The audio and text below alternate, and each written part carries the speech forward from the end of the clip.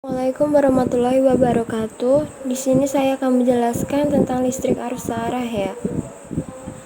Ada beberapa asas penting yang perlu diingat dan dipahami.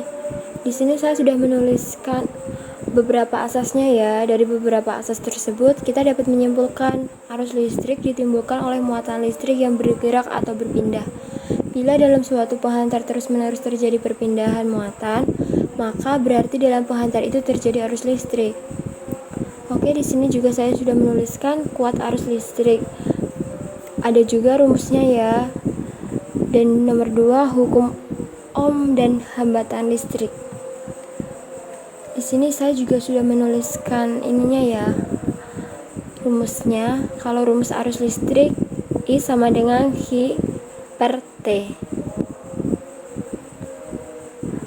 Kalau yang hukum Ohm, rumusnya yaitu I sama dengan V per R. Kalau yang hukum Ohm, V sama dengan I kali R ya. Nomor 3, hambatan listrik. Besar hambatan listrik pada suatu penghantar dipengaruhi oleh jenis bahan dari penghantar tersebut ya. Ada juga ini rumusnya, R sama dengan P. P yaitu hambatan jenis penghantar, L per A. Di sini saya juga sudah menuliskan ya, ada percobaan yang menunjukkan bahwa hambatan suatu penghantar besarnya sebanding dengan panjang penghantar, berbanding terbalik dengan luas penampang penghantar, sebanding dengan hambatan jenis dari bahan kawat. Oke, yang nomor 4, pengaruh suhu terhadap hambatan jenis. Besar hambatan listrik pada suatu penghantar juga dipengaruhi oleh suhu badan. Persamaan matematisnya adalah, di sini juga saya sudah menuliskan ya. Untuk rumus-rumusnya bisa dibaca. Nomor 5, hukum Kirchhoff. Menurut hukum Kirchhoff, 1. Jumlah arus yang masuk pada suatu titik percabangan sama dengan jumlah arus yang keluar dari titik percabangan itu ya. Terus ada juga ya alat ukur listrik. Alat ukur yang biasa digunakan dalam pengukuran besaran listrik yaitu ampere, meter, voltmeter, meter dasar, multitester, dan osiloskop.